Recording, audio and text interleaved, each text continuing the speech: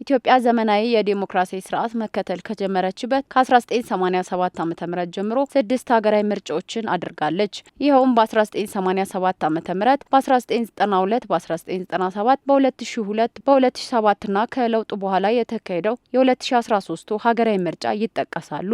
ዘንድሮም 7ኛውን ጠቅላላ ምርጫ ለማድረግ ኢትዮጵያ በቅድመ ዝግጅት ዋዜማ ላይ ትገኛለች። ይህንኑ የምርጫ ሂደትም እንዲያስፈጽም በሕግ ኃላፊነት የተሰጠው የኢትዮጵያ ብሔራዊ ምርጫ ቦርድ የተለያዩ የቅድመ ዝግጅት ስራዎችን በክልሎችና በከተማ አስተዳደሮች እያከናወነ ይገኛል። ከቀናት በኋላ ግንቦት 24 በሚካሄደው 7ኛ ጠቅላላ ምርጫ ለመሳተፍ እየተዘጋጁ እንደሚገኙ ለኤንቢሲ ኢትዮጵያ የገለጹት የአዲስ አበባ ነዋሪዎች በኢትዮጵያ ከዚህ ቀደም የተካሄዱት 6ቱ ምርጫዎች ላይ የነበራቸውን ትውስታም አጋርተዋል። አስተያየት ሰጪዎቹ በተለይም በኢትዮጵያ የምርጫ ታሪክ በገዢ የፖለቲካ ፓርቲና በተፎካካሪ ፓርቲዎች መካከል ብርቱ ፉክክር የተደረገበትና ንቁ ህዝባዊ ተሳትፎ የነበረበት ምርጫ 97 እንደነበርም ያስታውሳሉ። የሀገራችን በዚህ በምርጫ መንገድ መሪዋን በምታስተናግድበት ሰዓት በተለይ በ1997 ዓ.ም የተሻለ እንደነበረ ዲሞክራሲ ህዝቡም የራሱን መብት ለማስከበር በነጻ አደባባይ እስከ መሰለፍ ደረጃ ደርሶ ድምጹንም በትክክል ሰጥቶ የሚፈልገውን መርጦ የነበረው ሁኔታ የነበርን ሰዎች እናውቃልና ጥሩ እንደነበረ ነው እኔ ራሴ የሚሰማኝ ስለነበርኩኝ በዚሁ የ97 ምርጫ እንደገና የ2002 ምርጫዎችን አስተውሳለሁ። እንደ ኢትዮጵያ ብዙ ጊዜ ምርጫ ይደረጋል ይከናወናል። ግን ከዛ ውስጥ እኔ የማስታውሰው 1997 ላይ የነበረው ትምህርት ቤት ላይ የነበርኩበት ላይፍ ቢሆንም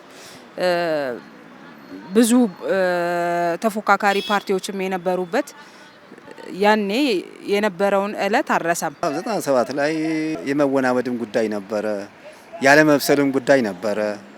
አንዳንድ ጉዳዮች አሉ። የፖለቲካ ነቃቃ እንቅስቃሴ ነው፣ ግን የሆነ ሆኖ አካሄዱ ጥሩ አልነበረም። 97 ላይ የቅንጅት ፓርቲ ፉክክር ነበረ።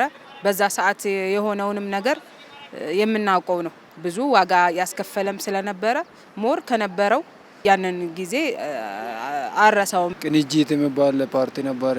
ወያኔ ጋር ተጋጭቶ ከተማው ተረብሾ ነበረ። እንደዚህ ነበረ። 97 የሚያስታውሰው ነገር እንደዚህ ዲቴል ባላቅም ሰዎች ሲያወሩና እዚሁ አካባቢ ተወላጅ ስለሆንኩት ፍትሃዊ ምርጫ እንደነበረ ሰምቻለሁ። 97 ላይ የህዝብ ድምጹ ስለተሰረቀበት ድምጹ ወደ ሌላ አቅጣጫ ስለሄደበት ህዝቡ አመኔታ አጣ። ህዝቡ በምርጫ መብትና መሪን እመርጣለሁ የሚለው ነገር ተስፋውን አጣ። ብዙ ልጆቹ ተጎድተውበታል፣ ታስረዋል፣ ተኮላሽተዋል፣ ተገለዋል እና ድምጹ ስለተወሰደበት ህዝቡ አመኔታ አጥቷል። ኢህአዴግ ላይም የሚደግፍ ይኖራል ወይም ደግሞ ቅንጅት ላይ የሚደግፍ አለ። የቅስቀሳውም ሁኔታ በዛው ልክ ነበረ። በ2010 ከተደረገው ሀገራዊ ለውጥ በኋላ 6ኛው ሀገራዊ ጠቅላላ ምርጫ ከ97 በኋላ ህዝብ እስከ ምሽት ድረስ ንቁ ተሳትፎ ያደረገበት እንደነበርም አክለዋል። 2013 በፍላጎቱ ብዙ ሰው ለምርጫና በፍላጎቱ ራሱ ሰልፍ ይዞ ህዝብ ለመምረጥ ዝግጁ ሆኖ የወጣበት እንደሆነ ነው ያየሁት። የዛሬ 5 ዓመት ከለውጥ በኋላ የነበረውን ምርጫ እስከ ምሽቱ 4 ሰዓት 5 ሰዓት ድረስ የነበረውን ምርጫ አምሽቼም ሰልፍ ላይ ሆኜ ስለነበረ እሱን ደግሞ ማስታወስበት ሂደት ነው ያለው። 2007 እና አሁን ቅርብ ጊዜ ከ5 ዓመት በፊት የተደረገ አስታውሳለሁ። ከ2007 ጀምሮ ምርጫዎችን አስታውስ ነበረ። 2007 በኋላ 6ኛ ምርጫ ዙሩን አስታውሳለሁ። አስተያየት ሰጪዎቹ የ97ና የ2013ቱ ምርጫ በማስታወስ በተሻለ ፍትሃዊና ነጻ ሆኖ እንዲያልፍ ህዝቡ የበኩልም መወጣት እንዳለበት አንስተዋል።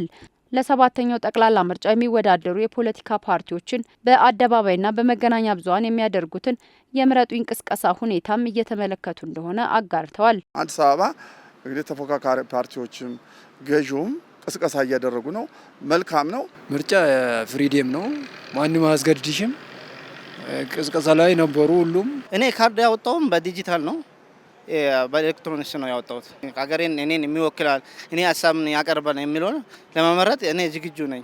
የሚደረጉ እንቅስቃሴዎች አሉ፣ መልካም ነው። ነገር ግን ህዝቡ በመንግስት ላይ አመኔታ ማደር አለበት። ለውጥ መታየት አለበት። መገናኛ አካባቢ ወደ ፒያሳ ምንም ስትሄጂ ምረጡኝ ቅስቀሳ አሉ። በ7ኛው ጠቅላላ ምርጫ ይሆነኛል ይበጀኛል የሚሉትን ለመምረጥ ካርዳችንን በማኑዋልና በዲጂታል ተመዝገበ ይዘናል የሚሉት አስተያየት ሰጪዎቹ ይህንኑ ቀንም እየተጠባበቁ እንደሆነ ገልጸው ለቀሪው የማህበረሰብ ክፍልም መልእክት አስተላልፈዋል። የተጀመሩ ልማቶች እንዲቀጥሉ ኢትዮጵያን በኢትዮጵያነቷ እንድትገለጥ ሁሉም የበኩሉን መወጣት አለበት።